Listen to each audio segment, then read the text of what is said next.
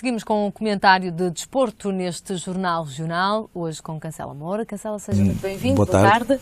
Vamos começar por falar da saída precoce das equipas europeias deste Mundial. São já 5 equipas que estão de fora dos oitavos de final e que foram eliminadas nesta fase de grupos. Umas são mesmo surpresas, como a Espanha, a Inglaterra, a Itália e depois também a Croácia e a Bósnia já estão de regresso até à Europa depois de uma curta passagem por este Mundial. O que é que explica que estas seleções tenham ficado por aqui pela fase de grupos? Há uma explicação que tem vindo a ser dada, que é um bocadinho histórica e estatística, que tem a ver com o facto de sempre que os campeonatos do mundo se realizam fora da Europa, que existe uma grande probabilidade das equipas europeias não se adaptarem e, portanto, terem este tipo de resultados. Mas eu acrescentaria que, naturalmente, em alguns casos, tem a ver com a qualidade exibicional e até a competitividade de outras equipas. Por exemplo, a Inglaterra ou a Itália acabaram por ver-se arredadas porque os outros foram melhores, não há dúvidas nenhumas relativamente a esta matéria. Portanto, há aqui uma surpresa que é Costa Rica, mas o Uruguai era um dos candidatos, aliás dizia-se que este era o grupo da morte e no fundo foi a equipa menos qualificada do ponto de vista até das estatísticas que acabou por ficar em primeiro lugar do grupo. E, portanto, há uma explicação que pode ter a ver com a adaptação e como digo, alguma estatística para trás, mas não justifica tudo e, portanto, estão aqui 2 exemplos acabados da Itália e da Inglaterra neste grupo não poderem fazer melhor que os adversários.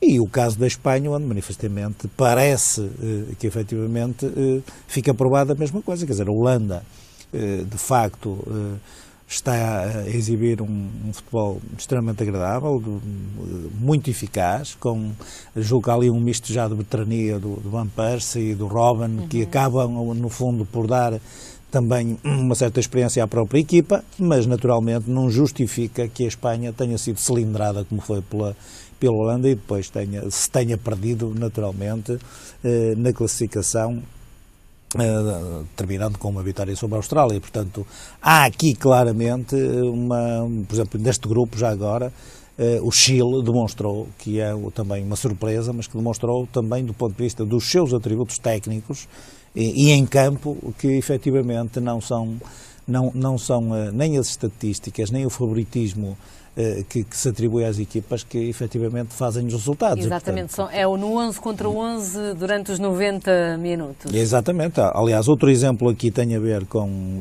aliás, isto até para explicar um bocadinho esta desilusão do comportamento de Portugal.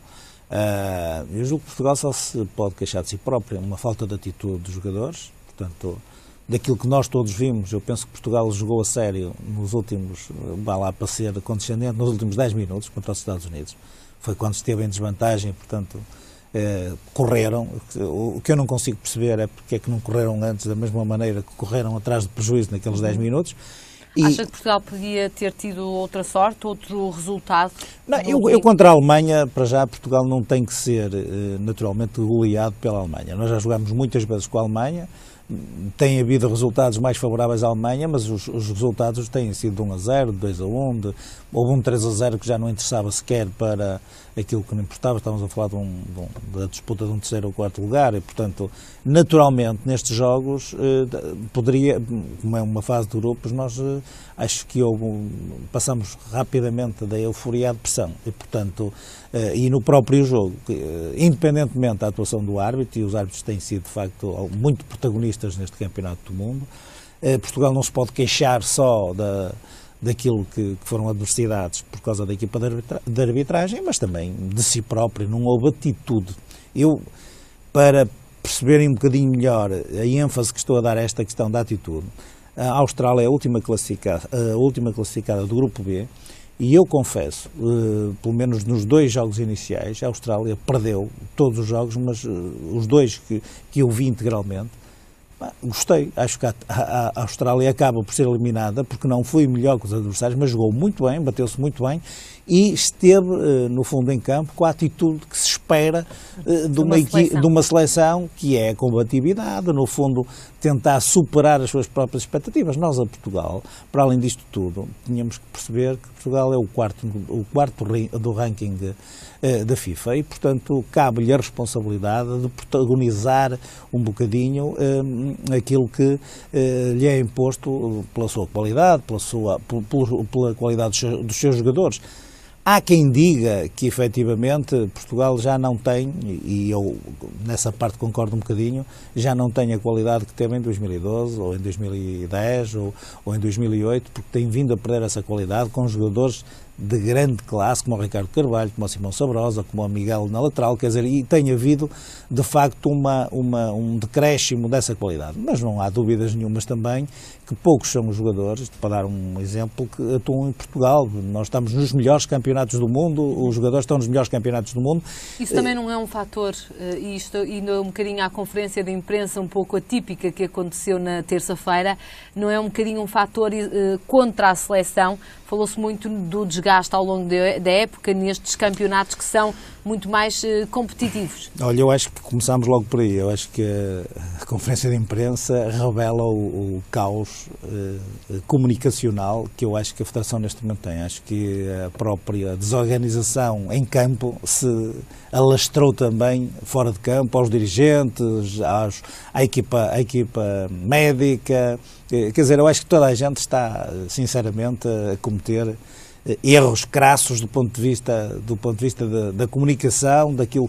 Nós estamos neste momento, há algumas horas, de saber se Portugal pode ou não ser qualificado. A mim parecia mais importante que nem Ronaldo tivesse dito que nunca lhes passou pela cabeça ser campeões do mundo, quando partiu e disse um mês antes que este é que era o Mundial dele e que nós íamos, e que era difícil, mas podíamos ser campeões do mundo. Não podemos pôr Humberto Coelho numa conferência de imprensa a pressionar um selecionador para depois ele dizer, seja qual for o resultado, eu não me demito, porque isto não é verdade. Nós sabemos que muitas vezes a própria carreira de treinador se faz em função dos resultados e acredito que Paulo Bento, naturalmente, se falhar a qualificação para os oitavos, faça uma leitura e seja ele próprio a tomar essa decisão. Portanto, tudo isto está errado. Nós estamos a meia dúzia de horas onde tudo pode acontecer. Eu lembraria que o próprio Ghana pode ser apurado. Portanto, ganhando a Portugal, tem um gol abaixo diferente da Alemanha, mas ganhando a Portugal poderá ser qualificado. E, portanto, a própria Mesmo com Alemanha... o tal empate a 0 golos, por exemplo, dos Estados Unidos. Claro, há muitas combinações de resultados possíveis. A nossa é mais difícil por culpa própria novamente, porque nós tivemos um gol abaixo logo no primeiro jogo de 0-4, portanto, admitindo que nós pudéssemos recuperar, nós tínhamos que fazer uma goleada, ou ganhar por 3-0, ou ganhar por 2-0, e, portanto, esperar que os Estados Unidos possam perder por 2 ou 3-0 com a Alemanha. Nem sequer vou pôr aqui equacionar esta questão do próprio Klinsmann, que é selecionador, ter sido chefe de equipa, e ser do Joaquim Low, e, portanto, e serem ambos germânicos, e poder haver aqui, quer dizer, eu julgo que a FIFA está muito atenta a isto, sobretudo sobre a combinação de resultados. Aquilo que Portugal neste momento tem que fazer é acreditar na última réstia de esperança, ter crença, ter fé, agarrar-se a isso, porque o problema de Portugal nem sequer nós não podemos ganhar os jogos sem ter a tal atitude, se não tivermos vontade. E, portanto, quanto aos Estados Unidos, mais uma vez, o que se verificou foi que Portugal acabou por ter uma sorte imensa de jogo, com um falhanço clamoroso de um defesa norte-americano, e nós ficarmos a ganhar praticamente desde o início do jogo, mas entregámos logo a iniciativa de jogo no minuto seguinte e passámos por aflições durante todo o tempo até os Estados Unidos fazerem um empate. Uma das figuras em destaque foi mesmo o guarda-redes, Beto, que impediu ali... É verdade, e nós aqui também não podemos ignorar que, por exemplo, é impossível que não tenha acontecido algo de extraordinário quando um lote de 23 jogadores escolhidos pelo selecionador, 10 tiveram problemas físicos. E, portanto, nós, em 2 jogos, nós temos que ser, efetivamente, objetivos. O líder da equipa médica também esteve nesta conferência de imprensa na última terça-feira a explicar também as lesões que tinham acontecido. Foi mesmo falta de sorte para Portugal? Eu confesso que aqui há algo mais que falta de sorte, porque assim, eu tinha apontado aqui algumas debilidades de alguns dos selecionados em função, por exemplo, o Nani fez 7 jogos. num campeonato como o inglês. É natural que ele ganhe ritmo e forma, e até tem sido com uma prestação mais ou menos mediana, mas é natural que tenha ganho forma precisamente nos jogos de preparação e no Campeonato do Mundo, o que é pouco para a alta competição. Aquilo que se pede a uma equipa como Portugal, e Portugal também não é só jogadores absolutamente excepcionais, nós temos um absolutamente excepcional. Os outros têm que estar na sua plenitude para poderem, eventualmente, ombrear com as responsabilidades de um campeonato do mundo. Nós estamos a ver equipas como o Equador, por exemplo, a própria Grécia, que, vou dizer, fez um jogo absolutamente incrível contra a Costa do Marfim, porque seria absolutamente injusto que fossem eliminados, mas se fossem, estariam... português, pelo menos, já está mas estariam, nos sim, oitavos de final. Portugal é onde está um português e, portanto, naturalmente, pelo menos um português está lá. Mas a Grécia fez um jogo absolutamente incrível, de grande querer, de grande raça, acreditou até o último minuto e no último minuto da compensação acabou por haver uma grande penalidade que lhes deu a qualificação. Se tivessem sido eliminados seria uma injustiça, mas teriam terminado de cabeça levantada. Portanto, o grande problema de Portugal é a falta de atitude, falta de empenho, e os jogadores, naturalmente, e esta é um apontamento pessoal, estão um bocadinho transformados em vedetas. Quando tudo corre bem e, portanto, tudo é ultrapassado. Quando as coisas correm mal, é natural que se coloquem a nus as debilidades da organização, da forma dos jogadores, tudo. E, portanto, estas explicações, é assim, eu acho que nós, no fundo, quando digo que estamos a fazer mal, nós ainda nem sequer estamos eliminados. Há uma grande probabilidade disso acontecer, mas nós já estamos a fazer um funeral daquilo que efetivamente pode acontecer num futuro próximo. Portanto, nem a equipa médica, nem os dirigentes, nem o treinador, parece que já estamos a falar no pós-eliminação. Já estamos a pensar no europeu. Exatamente, ainda antes dela se concretizar. Portanto, eu acho que tem que haver aqui um bocadinho, haveria de ter havido alguma serenidade, porque depois isto cria um certo clima de crispação entre a seleção, entre a própria comitiva, dos próprios portugueses que olham desconfiados para esta forma de estar e, naturalmente, esta eliminação, se vier a acontecer, ainda será mais dolorosa, porque é num país onde nós praticamente somos uma seleção da casa, isto é, tirando o Brasil, nós seremos os favoritos dos brasileiros para poderem apoiar e, portanto, acho que será uma desilusão muito grande, efetivamente, e eu digo isto porque também acho que a qualificação é muito difícil, mas será uma desilusão muito grande se Portugal nem sequer se qualificar para os oitavos de final. Vamos falar desse jogo, estamos mesmo a poucas horas de saber se Portugal passa ou não. A partir das 5 horas temos um país colado aos ecrãs do outro lado do Atlântico para saber aquilo que vai se passar entre o Ghana e Portugal. Prognósticos para logo mais. Este Ghana eu é acho forte. O Ghana é desde há uns anos a melhor seleção africana e, portanto, o Ghana fez um excelente jogo com a Alemanha. Só acabou por não ganhar por manifesta infelicidade, e, portanto, teve todas as condições para o poder fazer, e ganhou aos Estados Unidos.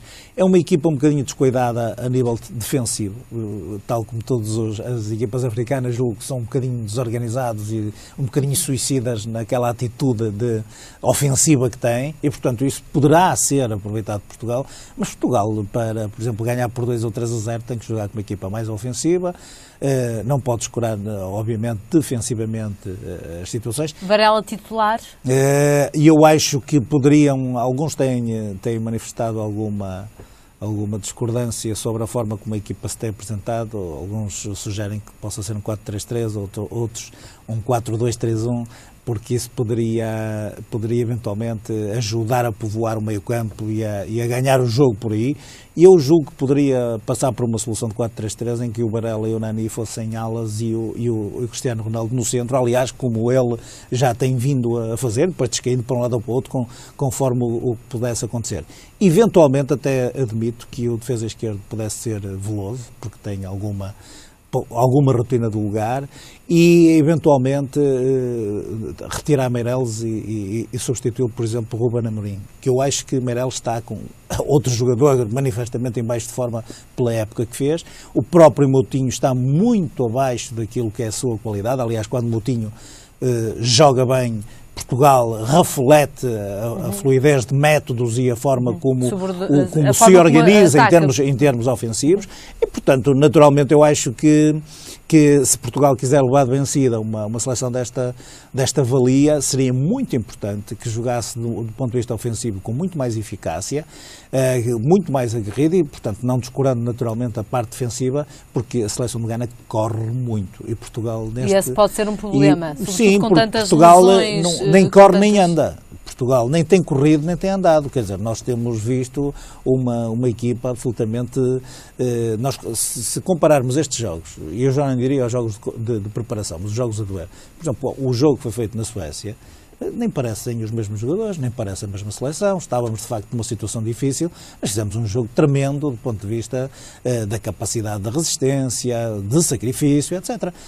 Não sei o que é que eventualmente terá passado pela cabeça dos jogadores para que eventualmente contra os Estados Unidos, por exemplo, não tivessem tido uma atitude de grande afirmação, de grande determinação, porque nós estamos a falar de uma equipa onde o futebol é absolutamente acessório e perdem-se no ranking, quer dizer, nós estamos a falar de uma equipa da 3ª Divisão Mundial, quer dizer, Portugal não pode justificar os seus erros, os seus inêxitos, só com azares, só com dificuldades que possam ser atribuídos a terceiros. Portanto, nós temos que assumir a nossa condição de favoritos dentro daquilo que são as nossas capacidades. Ainda assim, com esperanças, cancela a mão. Claro, eu acho que a esperança, de facto, como se diz, é a última a morrer e esperemos que Portugal aprenda com todos os erros que está a cometer. Isso seria absolutamente excepcional, poderia ser até um tónico para relançar a seleção, mas vai ser muito difícil, muito difícil.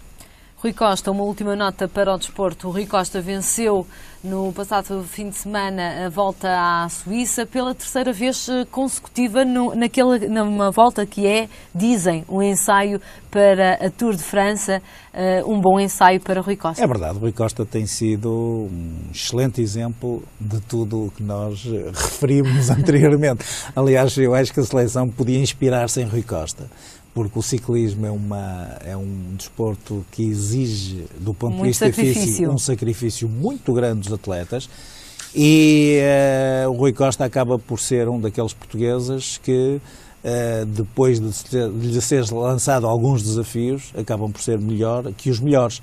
E, portanto, já agora, no mesmo dia em que o Rui Costa ganhou a volta à Suíça, o Tiago Machado também ganhou a volta à Eslovénia, que é uma jovem proeza portuguesa, e, portanto, significa que os portugueses muitas vezes superam-se a si próprios em condições de adversidade grandes. Eu lembro que o Rui Costa, na última etapa, ainda estava uns segundos largos, quase um minuto, atrás do primeiro classificado, disse que seria muito difícil, mas que iria tentar fazer tudo o que estivesse a seu alcance para se superar. E, portanto, está aqui um excelente exemplo de alguém, e, sobretudo, às vezes damos pouco valor a atletas desta categoria, porque, de facto, é preciso ser muito bom, é preciso trabalhar muito, ter uma grande determinação, uma grande capacidade de sacrifício para poder fazer o que o Rui Costa tem feito.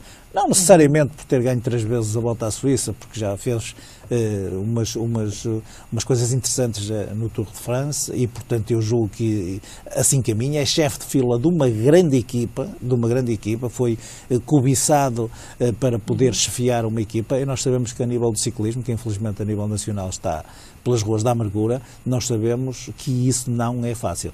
Se lembrarmos, recuarmos ao ícone que nós temos no ciclismo, que foi Joaquim Agostinho, nós estamos a ver que, efetivamente, é muito difícil, há muitas décadas atrás, é muito difícil superar-se a si próprio e ter esta projeção que tem neste momento Rui Costa, para quem, naturalmente, nós só temos que dar os parabéns.